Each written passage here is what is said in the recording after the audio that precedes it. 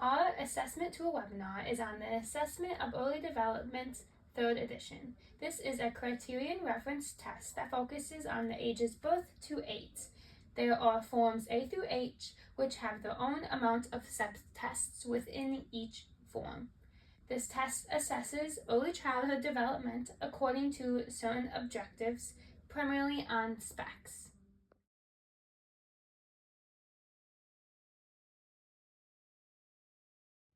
For this assessment, you need the testing book and you also need a scoring sheet. For the materials, each subsection is going to say what kinds of materials it needs. For the one we're specifically doing, all you need for this test is a stopwatch.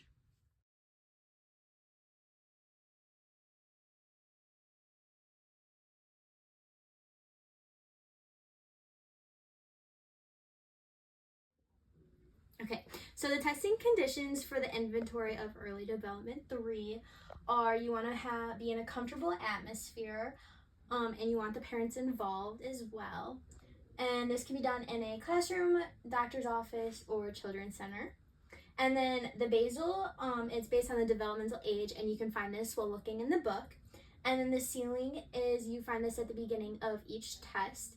And each test has its own ceiling. For the one we are doing, it's 3 consecutive wrong.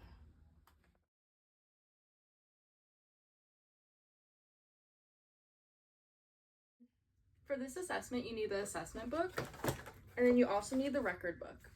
You also need pens to do your record book, each pen meaning a different color.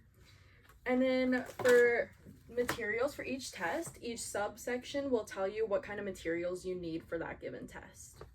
For our test, we are doing B1 standing, and for this one, you need a stopwatch.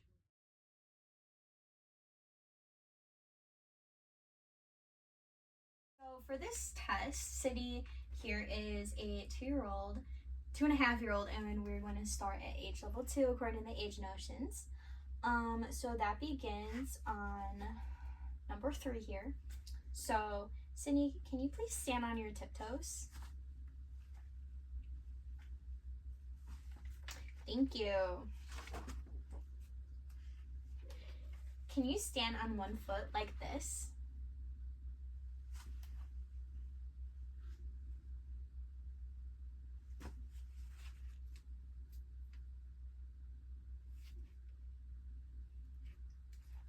Stand on your other foot by yourself.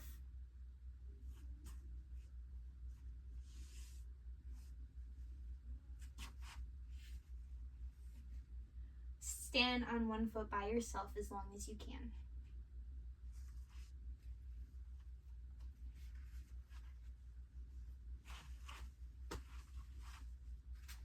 Thank you. Can you stand on your other foot by yourself as long as you can?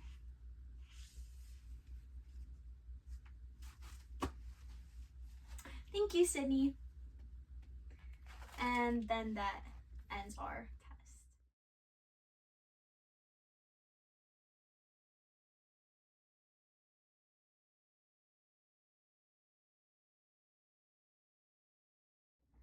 Okay, so while we were scoring the assessment and when I'm testing Sydney, to mark the assessment, you're going to circle the one she has already mastered in pencil, and then the ones that are a goal to evaluate again in January, you are going to underline in blue. Okay, so after evaluating Sydney, this is what our score sheet looks like. So the skills she mastered are circled in pencil, and then the skills to reevaluate in January are underlined in blue, so those will be reevaluated in January. And then when I evaluate her in January, I will go over skills that need to be evaluated in April, and I will underline those ones in red.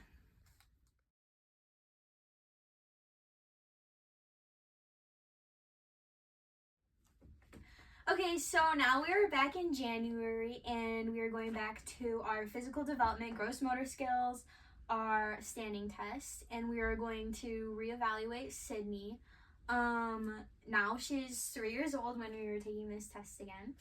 So we are going to start at 5 this time at the skills that we needed to reevaluate.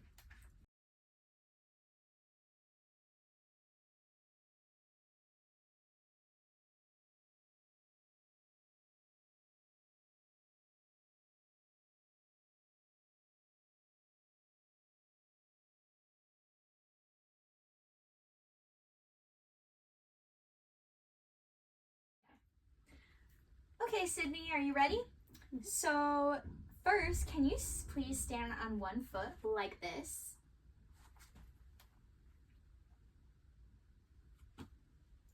Thank you.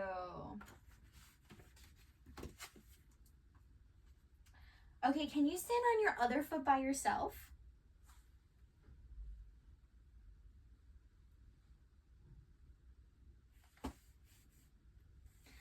Thank you. Okay, can you stand on one foot by yourself as long as you can?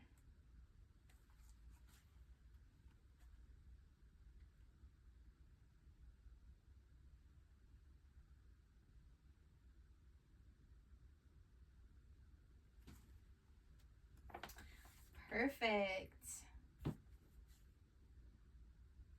Can you stand on your other foot by yourself as long as you can?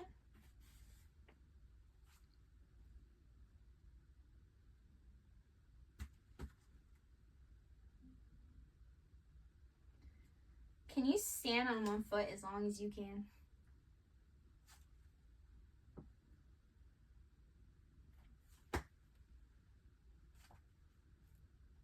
Can you stand on your other foot as long as you can?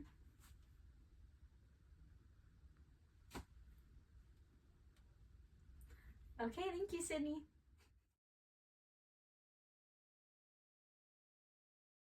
Okay, so after evaluating Sydney in January again, this is what our score sheet looks like now.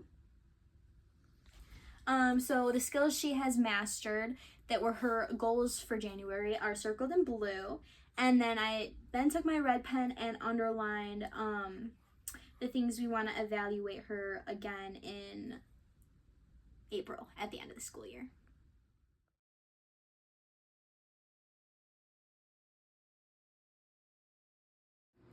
Now we're going to show you how to do another test. This one is a mathematics test in section F. For this test, all you need is the different colored pens and pencil, the score sheet, and the book. And for this assessment, the age of the student is 6. So we're going to start off on age 5 to 6, and she's just going to be counting as high as she can, and we'll cut her off at 100 if she can get to 100.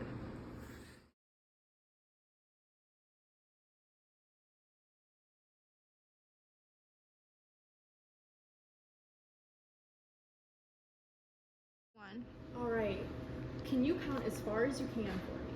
Yes.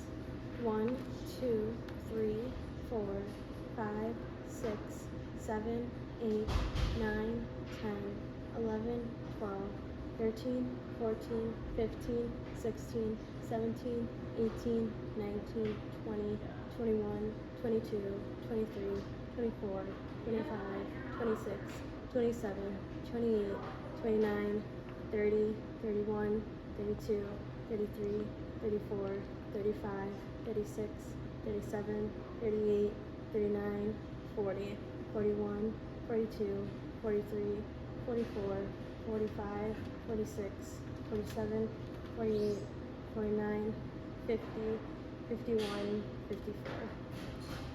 Okay, thank you.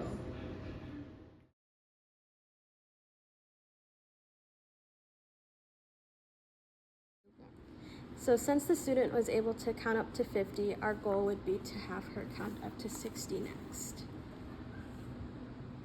So based on the results of these assessments, you can see if a child needs an IEP, and each objective that they don't meet at their development level should be provided on their EIP or IEP.